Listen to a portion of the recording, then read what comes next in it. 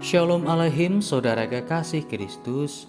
Berjumpa kembali di dalam renungan harian Gereja-Gereja Kristen Jawa Klasis Semarang Timur. Mari kita memperhatikan firman Tuhan yang terambil dari surat Kolose pasal 4 ayat 17 dan 18 yang demikian bunyinya. Dan sampaikanlah kepada Arkipus, perhatikanlah supaya pelayanan yang kau terima dalam Tuhan kau jalankan sepenuhnya. Salam daripadaku, Paulus. Salam ini kutulis dengan tanganku sendiri. Ingatlah akan belengguku.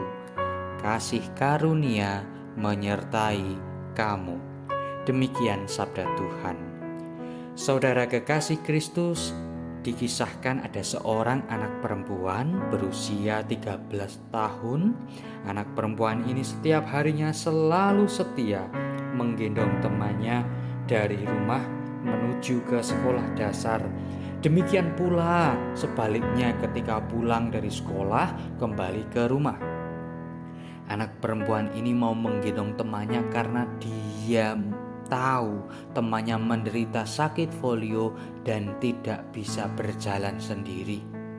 Anak perempuan usia 13 tahun ini pun juga berharap dapat terus melanjutkan sekolah di sekolahan yang sama dengan temannya yang sakit ini. Supaya apa? Supaya dia tetap dapat menjaga temannya tersebut. Walaupun dia sendiri pun juga sadar dia berasal dari keluarga yang miskin dan masih ragu apakah ada biaya yang bisa digunakan untuk anak perempuan ini melanjutkan sekolah ke jenjang yang lebih tinggi. Dikisahkan suatu hari pihak sekolah mengadakan proyek menulis kreatif yang diikuti oleh semua siswa, termasuk di dalamnya anak perempuan yang berusia 13 tahun ini beserta temannya yang sakit polio. Menariknya, ketika melihat tulisan dari gadis yang sakit polio, dia menuliskan kalimat demikian. Dia menggunakan bahu kecilnya untuk menopang saya. Saya tidak akan pernah bisa pergi ke sekolah jika bukan karena dia. Dia adalah teman terbaik yang bisa dimiliki oleh siapapun. Ya, tulisan ini ditulis seorang gadis yang menderita sakit polio yang bernama Ying Hui dan ditujukan kepada sahabat terbaiknya yang setia menggendongnya yang bernama Xin Jiao. Dan kisah ini sudah terkenal di negeri tirai bambu Cina. Saudara kekasih Kristus, kisah tersebut sekiranya bisa membantu kita untuk memahami firman Tuhan yang disampaikan melalui kitab Kolose tadi. Saat Rasul Paulus di dalam penutup suratnya banyak sekali menyampaikan salam, khususnya saat menyampaikan salam kepada seorang yang bernama Arkipus untuk benar-benar memperhatikan supaya pelayanan yang diterima dari Tuhan, yang diterima di dalam Tuhan itu dapat dijalankan sepenuhnya.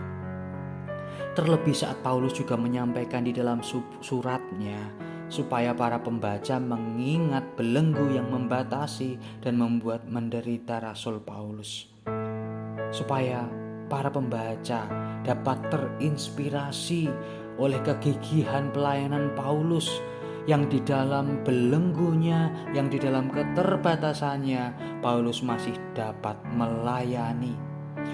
Paulus dan rekan-rekan sekerjanya masih bisa menyampaikan salam, menyampaikan damai, menyampaikan shalom bagi orang-orang yang membutuhkan.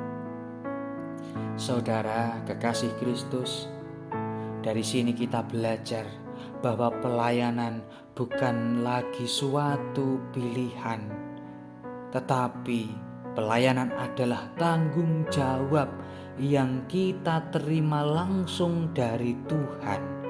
Dan tanggung jawab pelayanan itu harus dikerjakan dengan baik serta dilakukan sepenuhnya. Pelayanan tidak bisa diukur dengan perhitungan untung rugi. Mengapa pelayanan adalah suatu tanggung jawab yang tidak bisa kita hindari?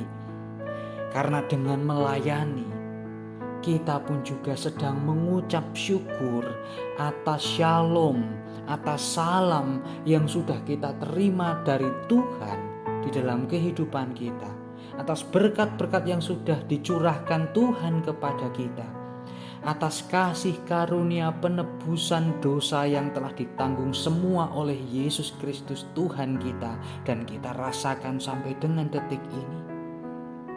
Maka seperti halnya Paulus dan rekan-rekan sekerjanya yang menerima panggilan pelayanan dari Tuhan Yesus dan memenuhi tanggung jawab pelayanannya walaupun di dalam belenggu dunia, maka mari kita pun juga mau belajar untuk memenuhi panggilan pelayanan dari Tuhan.